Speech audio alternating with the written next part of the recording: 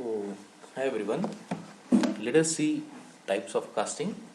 So, in your syllabus, you have die casting, investment casting, centrifugal casting, and continuous casting. So, these are the various types of casting process according to their manufacturing process. So, in die casting, if you see, you can distinguish die casting into two types. One is a gravity die casting, and another is a pressure die casting. So in gravity die casting, you will observe that when you pour a molten metal, after pouring, the cavity will be get filled due to the gravity of that molten metal. So this kind of an component, if you have seen your alloy wheel, that is your car alloy wheel, so those kind of an product can be manufactured by gravity die casting process. So because these are the very large in volume, so due to that reason you cannot pressurize that much amount of an volume metal into the cavity. You have to fill a large volume component with the help of an gravity by providing number of sprue in it. So remember that large volume component can be, if you want to manufacture, then you have to use a gravity die casting. Then a pressure die casting. In pressure die casting, you have to force the molten metal into the cavity. You have to apply some external pressure, and it has been further distinguished into hot chamber die casting and cold chamber die casting.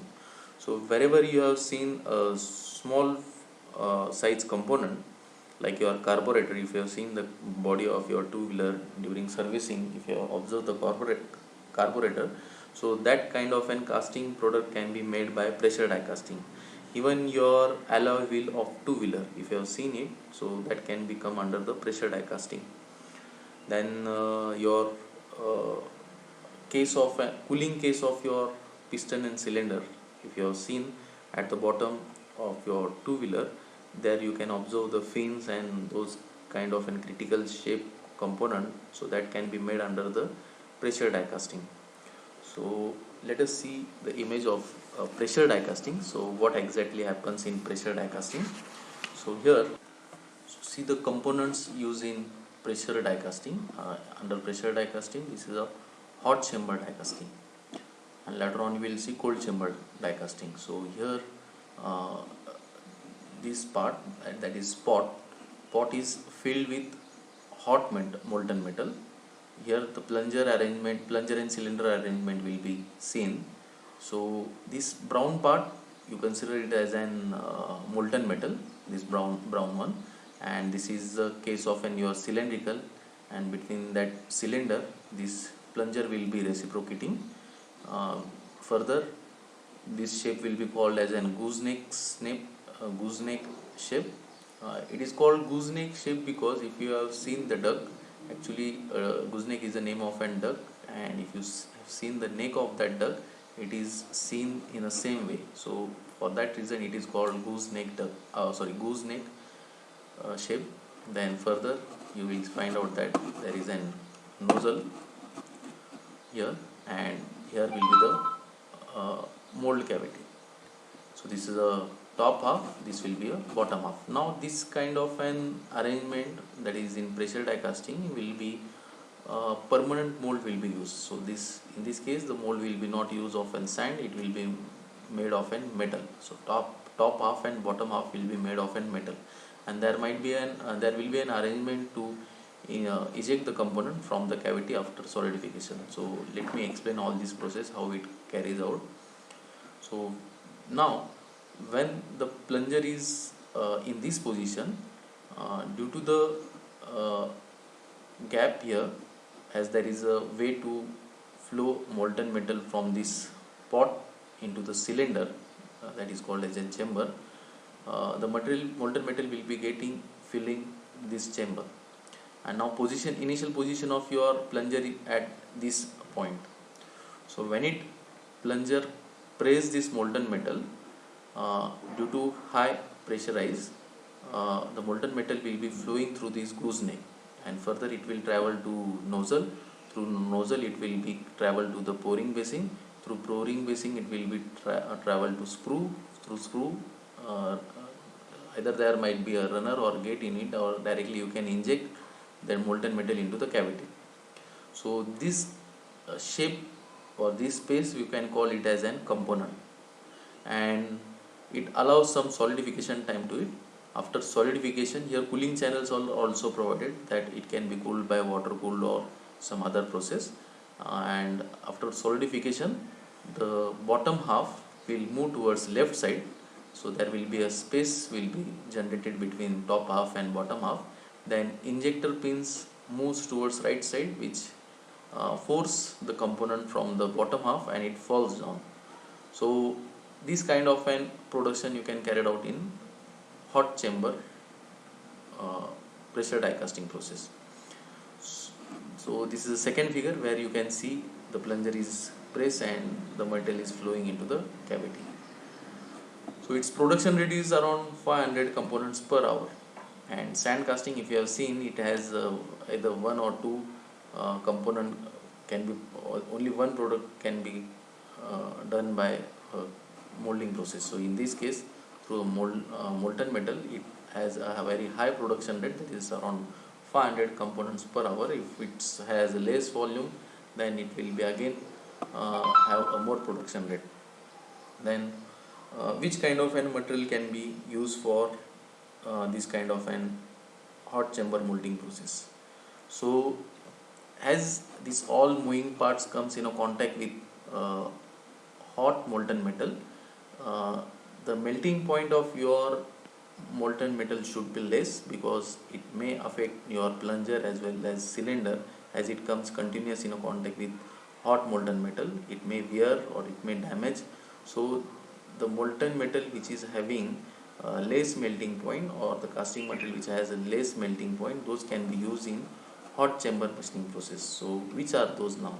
So if you have seen zinc, lead, tin, magnesium, those all have a less melting point temperature.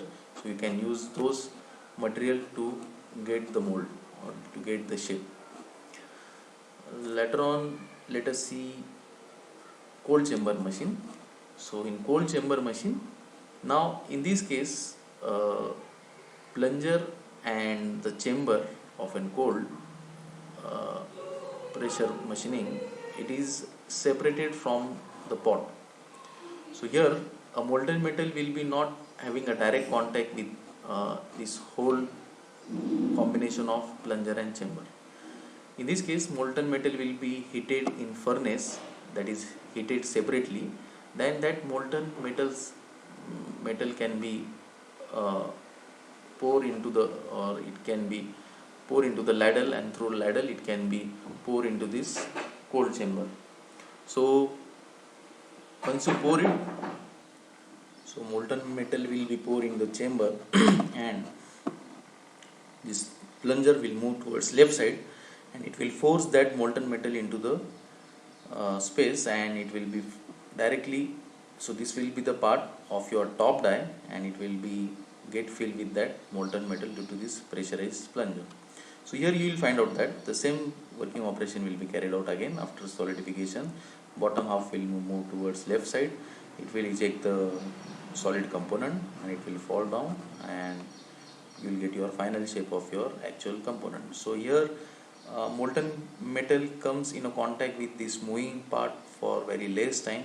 So even in this case, if you have high melting metal temperature molten metal, you can go for that. So like ferrous iron, then aluminium, so those all are have high melting temperature more than 600 to 700 degrees Celsius, and for those you can use cold chamber high pressure die casting machining process. So let us see the advantages. So it has high production rate. I am talking about the both cold as hot chamber as well as cold chamber machining process. So it has high production rate, then economical for large production quantities. Then you can achieve a closed tolerance about 0.076 mm on small parts. So complex shape components can be manufactured in hot cold chamber machining. Then good surface finishing. Then limitations are only small parts can be made as I told, if you want to go for large volume components or large size parts, you can go for, refer the gravity die casting. So only ferrous alloys and metals can be commercially cast. Then application household equipments like decorative parts, mechanical parts of mixer, fans, vacuum cleaners, washing machines, can can openers, refrigerators, etc. can be made by die casting process. Another, let us see the centrifugal casting process. So here you can see rollers are there. On roller there will be a chamber, and those roller will be used to move by a motor, or used to rotate by a motor. And here one hopper will be there, which has a contact with the space provided into that cylinder, and you can pour that molten metal into cylinder. So here when you pour the molten metal into this cylinder shape, actually whatever the tube shape you want, that need to be provided on this cylinder shape, that is an exterior shape. And during pouring itself you have to rotate this cylinder. So after pouring and specific amount of volume of or mass of that material into this chamber, you have to stop it, and then it has to be rotated a number of times. So due to the weight of your molten metal, it will be collected to the circumference of the cylinder, that is due to the centrifugal force and due to the weight of the molten metal. The metal will be get collected to its circumference, and it will be allowed to solidify by applying some water on external, or by applying any other cooling process. And after solidification you will be getting this kind of N shape. So even if, so this orange part is nothing but the shell of your, that is a rotating shell, or you can call it a cylindrical shape of your casting. And after removing this orange part or the shell, you will be getting this part as an cast component. So this will be used for hollow shape component, large volume size component. Then like in old days, before PVC of your water pipes, those are made by a casting process. So this kind of an centrifugal casting process were used most of the time. Even there are different uh, types of an centrifugal casting, like two centrifugal casting process, semi centrifugal casting process, and centrifuging. So those can be seen from your side in textbook or reference book. Next, let us see this continuous casting. So continuous casting, generally if you have seen a flat plate, aluminum plate, or rods, aluminum rod, ferrous rods, so those are made by using this continuous casting, where you will be find out that small chamber will be there, or some small tank, collection tank will be there, that is called as an tune dish. And it will be filled with molten metal through a ladle, and towards its bottom side you will be having a mold, whether you want it as an towards the outward side, whether you want that shaped as a square one or circular one or round, rectangular one, or whatever the shape at the of your component you want, that can be provided on this mold. So when you pour it, it flows further, as it is a semi molten metal. Further you can apply a cooling spray by using water.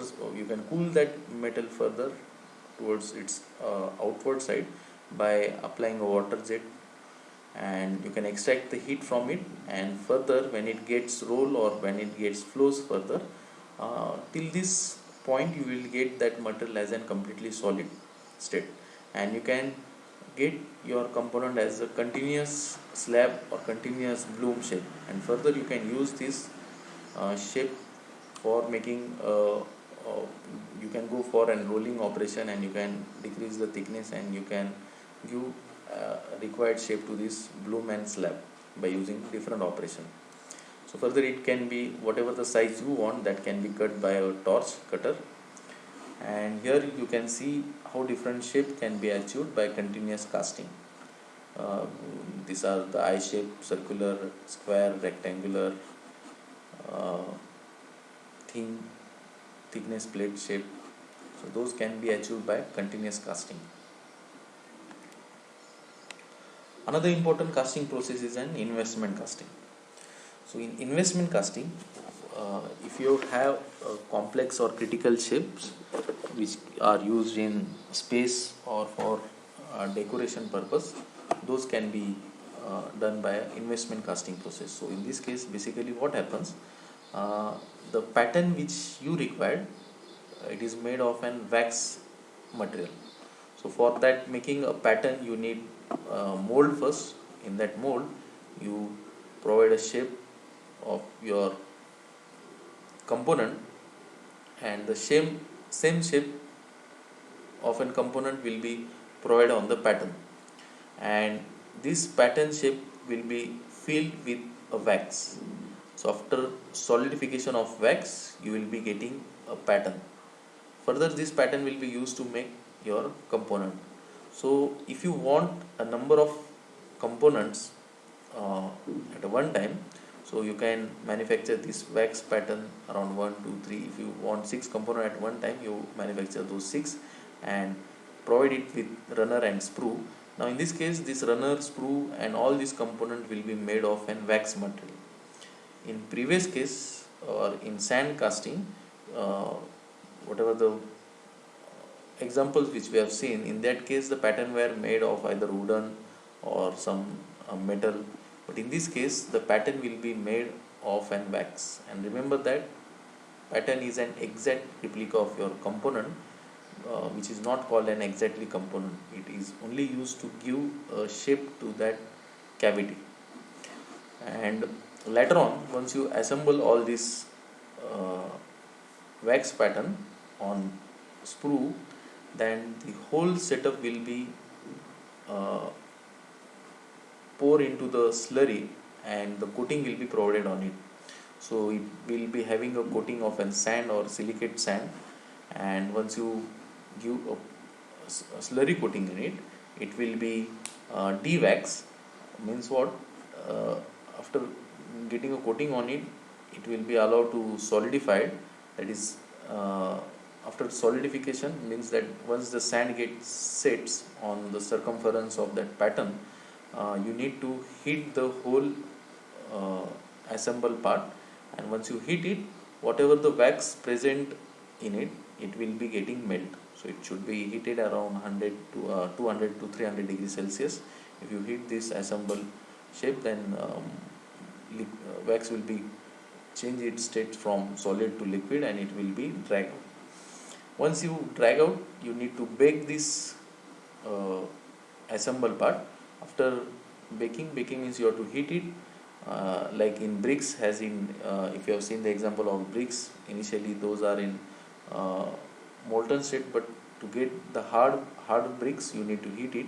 So in this case also, you have to heat it, the case of this sand, and once you heat it, you will be getting a hollow shape inside the uh, sand casting, because you have removed that wax from this assembled part.